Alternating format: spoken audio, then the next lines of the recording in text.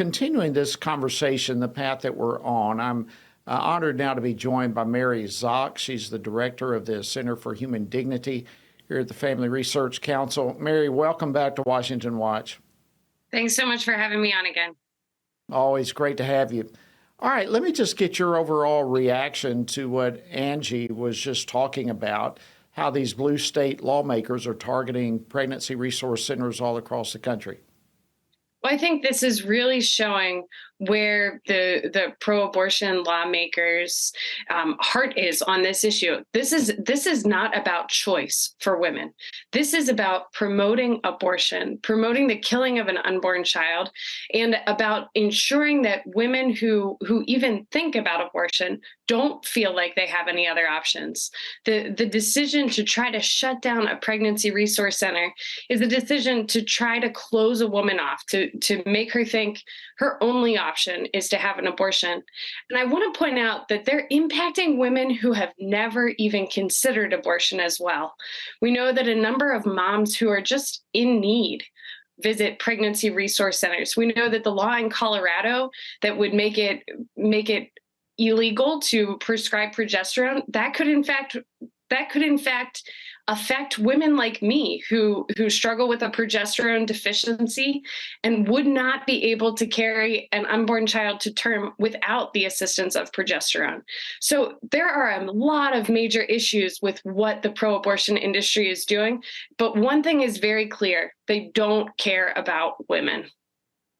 Yeah, great point. And you know, while you were talking about it, it just hit me. They claim to be pro-choice, but they really don't want women to have any other choice. They want abortion, period, with no other choice.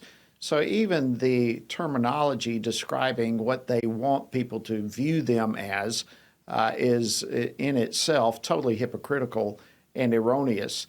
But as maddening as all of this is, the entire topic and the attacks that are coming against these resource centers, we are nonetheless, Mary, seeing some incredible momentum continuing to protect life. In fact, I just got word that we've got some breaking news coming out of Nebraska, and I want you to fill us in on that here in just a moment. But before we get there, just overall, talk to us about the momentum that's happening across the country to protect life.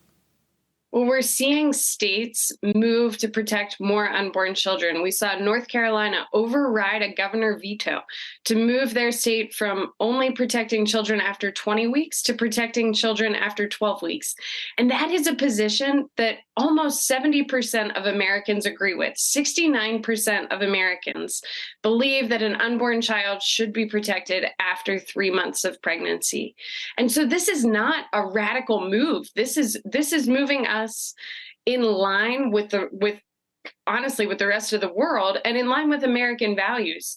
In South Carolina, we've seen that they're advancing a heartbeat protection, which I love the heartbeat protections because they save so many unborn babies' lives, and they really highlight that there is a beating heart there. There is a person who's there, and an abortion ends that heartbeat, and an abortion kills that unborn child.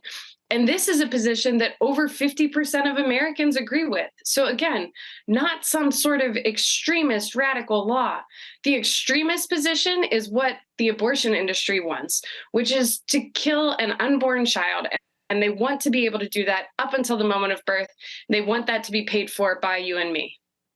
I want to highlight what you just said, Mary, because that is an outstanding point, something that needs to be driven home into the heart and mind of all of our viewers, as well as legislators, both in Washington and across the entire country in various states, that the radical position in all of this is to kill a human life up to the point of natural birth. That is radical beyond belief. It's horrifying.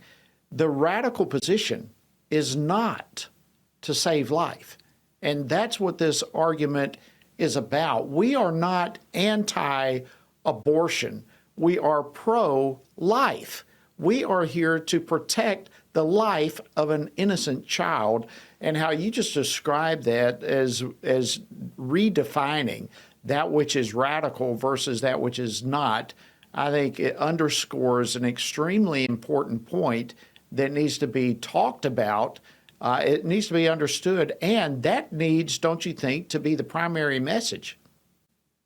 Absolutely, and that's why I love the legislation out of Nebraska that worked to protect unborn children in the womb and worked to protect children outside the womb. Because guess what? They're both human beings. They're both children of God. They're both irrepeatable, wonderfully made, and they're here on this earth for a purpose, and their lives make a difference.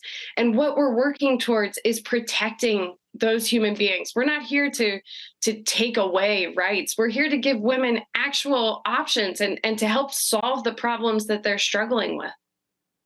Okay, so let's go down this path of what just happened in Nebraska today. This is the breaking news that literally just a moment before you came on the program, I was informed. So walk us back maybe a couple of months or whatever, what the bill is and what makes this such an important issue today. Well, so this bill in Nebraska combined protections for unborn children after 12 weeks with protections for minors from these gender transition surgeries. And so it is really a union of these two issues that some may think are not closely related. But as I mentioned, these are both about protecting children. And we know that Planned Parenthood, that is the largest abortion provider in America, is also one of the largest providers of these gender hormone therapies. And we know that Planned Parenthood is doing this because they want to make money. They don't care about children. They don't care about children in the womb. They don't care about children outside the womb. And so that's what they're working towards. And I applaud the Nebraska state legislature for working to protect children and to make sure that children at every stage are cared for. Is this the first of its kind in the country to combine the two? I know there's been several bills that have passed to protect children from the transgender surgeries, minors, and that type of thing. But is this a first? I think you said this was the first in the country to combine a strong pro-life position with the transgender protections. Well, it's certainly a unique approach, and it's one that, you know, in Nebraska where we do have strong pro-lifers. As I said, 7 out of 10 Americans are in support of protecting life after 12 weeks. And so this is a creative approach and perhaps one that we'll be seeing more often. So where does this go from here? It passed the legislature. Is it now headed to the governor's desk? Well, once the governor signs the legislation, it will go into effect protecting unborn children's lives. So we're going to pray and hope, and we're going to see this come to fruition.